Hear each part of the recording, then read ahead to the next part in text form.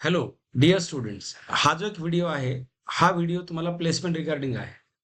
Students, जेव्हा पण तुम्ही ॲपवर अप्लाय करताय, तर तुम्ही अप्लाय करण्याच्या अगोदर प्रॉपर कंपनीचं नाव, कंपनीचा जॉब डिस्क्रिप्शन, कंपनीचं पॅकेज, बॉन्ड, लोकेशन या सर्व गोष्टी अगोदर प्रिपेअर करत जा, अगोदर रीड करत जा. त्यानंतर अप्लाय करा.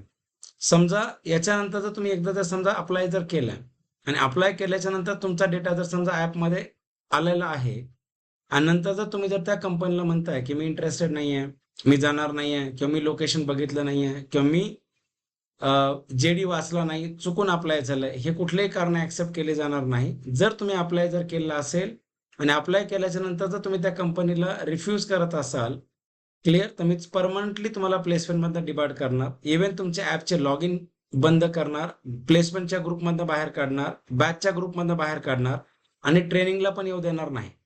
कारण काय होतं ना, तुमच्या अशा मिसबिहेवियर, मिसकेअर म्हणजे केअरलेस बिहेवियर, या सगळ्यामुळे काय होतं, इन्स्टिट्यूटच्या प्रोफाईलवर खूप जास्त इम्पॅक्ट पडतो. तुम्ही डायरेक्टली अप्लाय करताय, त्याच्यामुळे तुम्हाला मी रिक्वेस्ट करतो, जेव्हा पण तुम्हाला अप्लाय करायचं असेल तर तुम्ही जी कंपनीला तुम्ही अप्लाय करताय, कंपनीचा जेडी, कंपनीचा पॅकेज, कंपनीचं प्रोफाईल, कंपनीचं लोकेशन, सर्व गोष्टी अप्लाय करून रीड करून नंतर अप्लाय करा.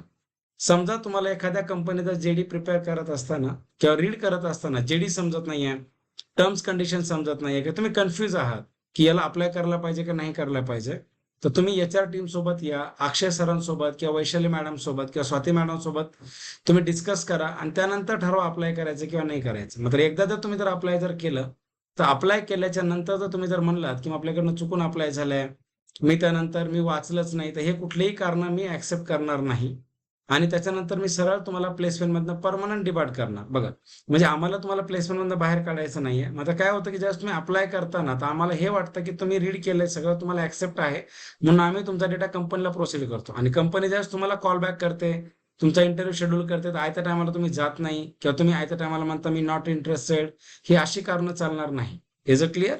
Okay, thank you students.